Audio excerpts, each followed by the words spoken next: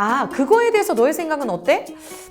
잘 모르겠어요. 어릴 때부터 내 생각을 표현하고 또 존중받았던 경험이 많으면요, 자신감 있게 당당하게 말할 수 있는 힘이 생깁니다. 작가가 이런 의도로 이런 메시지를 담아서 그림을 그렸다라는 걸 듣는 순간 아이들은 그 생각의 틀에 갇혀버리게 돼요.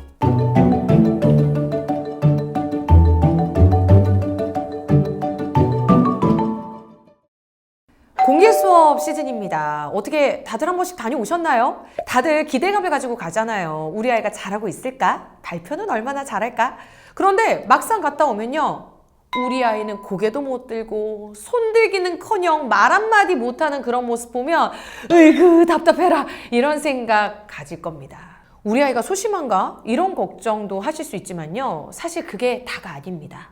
틀리면 어떡하지? 아니면 어떡하지? 그래서 혹시나 창피당하면 어떡할까라는 부담감일 수 있어요. 하지만 말하기는요, 하면 할수록 근육이 붙습니다.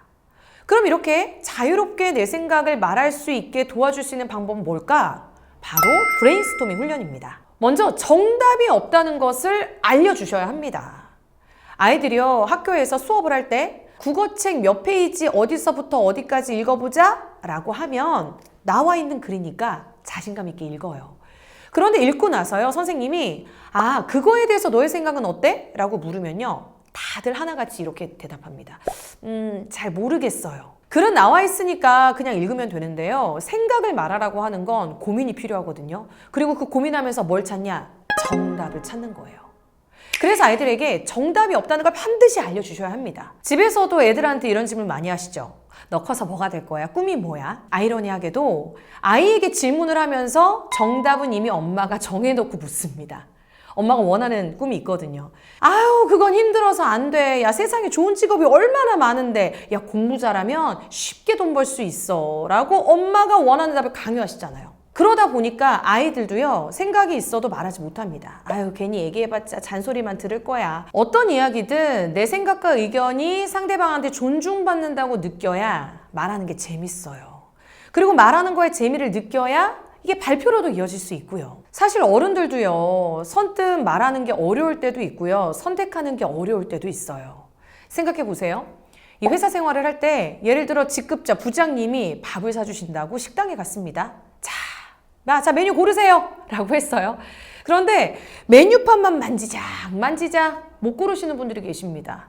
아유, 막상 사준다고 아무거나 고르라고 했는데 내가 괜히 요거 골랐다가 너무 비싼 거 골랐다고 핀잔 듣지 않을까?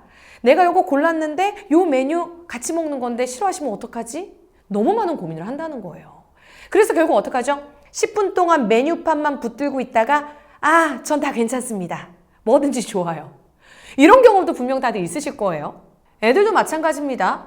내가 어떤 얘기를 했는데요, 그 이야기에 부정당하고 존중받지 못한 경험을 많이 겪었던 친구들은 선뜻 사소한 의견도 자신 있게 얘기하는 게 어렵습니다. 그런데 반대로요, 어릴 때부터 내 생각을 표현하고 또 존중받았던 경험이 많으면요, 자신감 있게 당당하게 말할 수 있는 힘이 생깁니다. 우리 아이가 나처럼 메뉴판만 보고 10분 동안 뭘 고를지 몰라서 끙끙대는 아이로 자라지 않기를 바라신다면 지금부터 너는 어떻게 생각해? 그것도 좋겠다 라는 얘기를 많이 해주셔야 된다는 거죠. 그래서 결국 아이들이 정답을 찾기보다는 생각의 틀을 깨고 무엇이든 자유롭게 말할 수 있는 분위기를 만들어 주셔야 되는데, 그게 바로 브레인스토밍 훈련이라는 겁니다. 브레인스토밍, 뭔가 어려운 용어처럼 들릴 수 있지만요, 사실 일상 속에서 쉽게 할 수 있는 것 중에 하나예요. 대표적인 게 시장에 가면, 끝말잇기 이런 게 있습니다.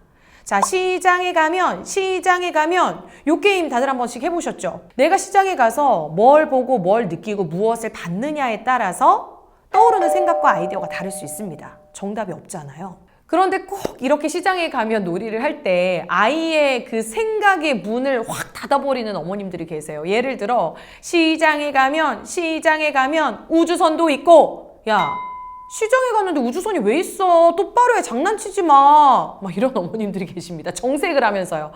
그럼 아이들이 그러죠. 아니, 엄마 나 우주선 봤어. 거기 시장에 어떤 아줌마가 우주선 그려져 있는 옷 입고 있었단 말이야. 아니, 그 아이는 시장에 가서 우주선을 봤잖아요. 이게 틀린 건가요? 그래서 이런 놀이를 할 때 꼭 어머님들이 생각하는 정석과 같은 키워드가 나오지 않는다고 해도 괜찮습니다. 그냥 물어봐 주세요. 시장에 갔는데 우주선이 왜 있어? 우주선을 봤어? 그냥 라고 물어봐 주시고, 아, 그랬구나. 그래서 넌 시장에 가면 우주선이 떠오르는 거구나. 라고 그냥 지지해 주시고 존중해 주시면 되는 겁니다. 꼭 시장에 가면이 아니어도 좋아요. 이 시장 대신에요. 겨울왕국에 가면, 디즈니 나라에 가면, 소풍을 가면, 꿈나라에 가면 이렇게 키워드를 바꿔서요. 자유롭게 아이들의 상상력을 자극시켜 주시면 그 안에서 떠오르는 생각을 자유롭게 말할 수 있어요. 브레인스토밍은요. 질보다는 양이거든요. 뭔가 깊이 있는 질적인 단어를 끄집어내기보다는 무조건 일단 자유롭게 많은 양의 생각들을 끄집어내게 하는 게 중요한 거기 때문에 아이들이 어떤 이야기를 하더라도 인정하고 존중해 주시라는 거 꼭 기억하시기 바랍니다. 그리고 이어 말하기 게임도 좋습니다. 이야기를 한 문장 한 문장씩 연결해서 하나의 이야기를 완성해 보는 거예요. 옛날 한 마을에 토끼가 살았어요 라고 엄마가 제시를 먼저 하면요. 또 아이가 이어받아서 이야기를 연결하는 겁니다. 그런데 그 토끼는 아주 특별했답니다. 왜냐하면 그러면 다시 엄마가 이야기를 이어서 연결하는 거예요.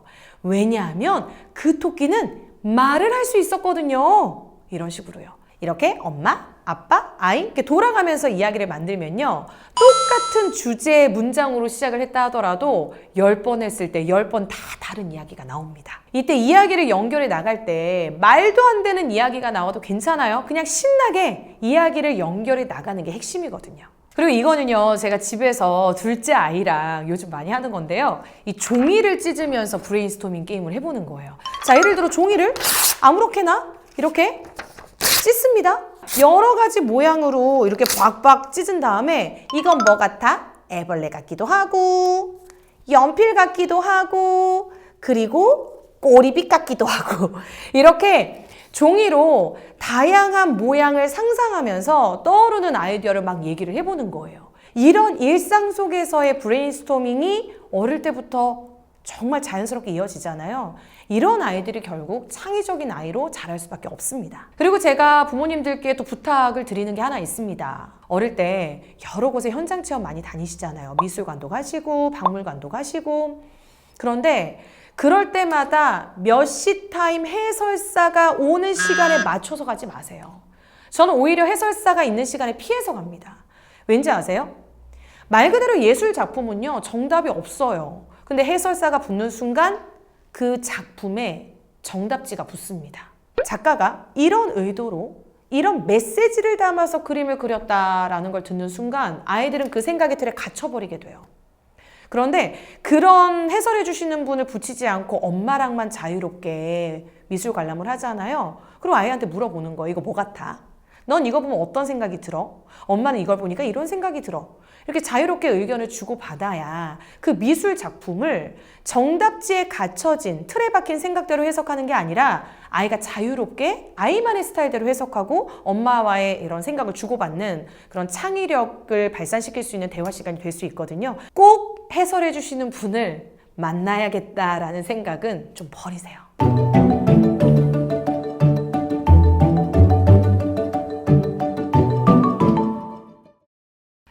결론은요, 아이들이 발표를 잘하게 만드는 거, 정답이 없다는 걸 알려주는 겁니다. 틀에 박힌 생각으로 자꾸 정답만을 강요하시거나 모범 답안을 강요하시는 게 아니라 이것도 답이 될 수 있구나, 이렇게도 말할 수 있구나 라는 거에 대한 말의 재미를 느끼게 해주는 게 중요합니다. 엄마, 나 발표하기 싫어 가 아니라 엄마, 나 오늘 발표했다 라고 자신 있게 말할 수 있는 그날까지 집에서 어머님들이 해주시는 역할은 바로 브레인스토밍 훈련이라는 거 꼭 기억해 주세요.